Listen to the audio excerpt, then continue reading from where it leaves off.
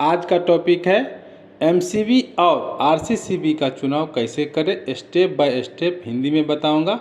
अपने घर के लिए सही रेटिंग का एमसीबी और आरसीसीबी कैसे चुनें। Welcome to electrical GS YouTube channel. सबसे पहले देखिए यहाँ पे अलग अलग टाइप का एमसीबी लगा हुआ है। जैसे यहाँ पे दिख रहा है बी टाइप का है, अलग अलग एम्पियर का भी आपको देखने के लिए मिलेगा। यहाँ पर देखिए सी टाइप का है और अलग अलग एम्पियर में देखिए यहाँ पे सी टाइप में 2 एम्पियर का है, 10 एम्पियर का है और 6 एम्पियर का है। उसको हम कैसे सिलेक्शन करेंगे, कितने एम्पियर का एमसीबी हम लगाएंगे अपने घर में। सबसे पहले आपको ये पता होना चाहिए।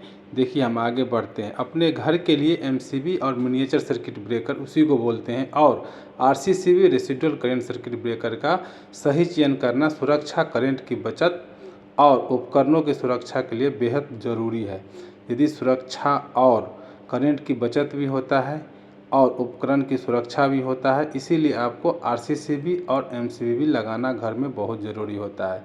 सबसे पहले जानते हैं एमसीबी का full form miniature circuit breaker.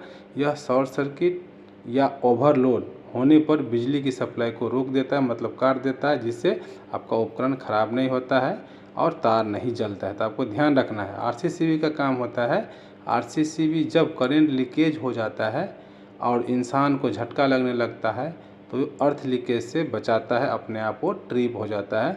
RCCB का फुल फॉर्म होता है रेसिडुअल करंट सर्किट ब्रेकर। आपको ध्यान रखना है। घर में एमसीबी चुनने का सबसे आसान तरीका है, जितना भी लोड है घर का सबको आपको कैलकुलेशन करना है। जितना भी लोड है उससे आपको 230 से भाग देना है ताकि एम्पियर निकल सके।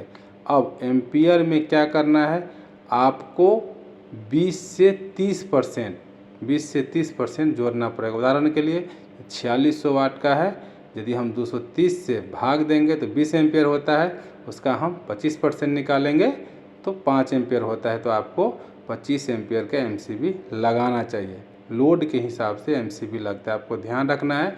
आरसीसीबी चुनने का सही तरीका क्या होता है, देखिए इसका करंट रेटिंग होता है 25 एम्पियर, 40 एम्पियर, 63 एम्पियर आमतौर पर उपयोग होता है, और सेंसिटिविटी होता है 30 मिली एम्पियर। मानव सुरक्षा के लिए बहुत उपयोगी होता है। घरेलू उपयोग के लिए 40 एम्पियर या 63 एम्पियर का आरसीसीबी का उपयोग करते हैं, वो बहुत ज़रूरी है, आपको ध्यान रखना है। देखिए आपको कौन सा स्विच या सॉकेट या जो भी खरीदते हैं एमसीबी वगैरह, वो अच्छा ब्रांड का होना चाहिए, आईएसआई मार्क का होना चाहिए। जैसे हेवल्स हो गया, लेकरार्ड हो गया और स्नाइडर हो गया या एलएनटी हो गया। इलेक्ट्रिक लोड की गणना आपको बहुत ज़रूरी है, करना चाहिए। आरसीसीबी के लिए अर्थिंग बहुत ज़रूरी होता है। आगे बढ़ते हैं। देखिए मान लीजिए आपके घर में एक एसी, एक फ्रिज, एक वॉशिंग मशीन, 5 पंखा और 10 लाइट है। तो लाइटिंग सर्किट के लिए 10 से 16 एम्पियर का उपयोग होता है, लाइटिंग प्लस पंखा के लिए।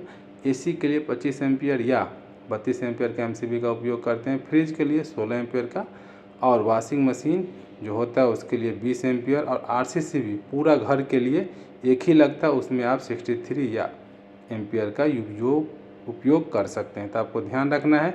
एमसीबी प्रत्येक कमरे, लाइन या डिवाइस के लिए अलग अलग लगता है, आपको ध्यान रखना है। जितना भी कमरा रहेगा उतना एमसीबी लगता है। और आरसीसीबी जो होता है पूरे घर के लिए लगता है, या आप जोन वाइज डिवाइड करते हैं उसके लिए आपको आरसीसीबी 1 या 2 या 3 लगा सकते हैं। तो दोस्तों मैं उम्मीद करता हूँ कि ये वीडियो आपको अच्छा लगा होगा। अच्छा लगा है तो मेरे चैनल को लाइक कीजिए, सब्सक्राइब कीजिए और दोस्तों के साथ अधिक से अधिक शेयर कीजिए। कोई क्वेश्चन है तो कमेंट्स कीजिए, मैं उसका उत्तर ज़रूर दूंगा। तो आज के लिए उतना ही। Thank you very much.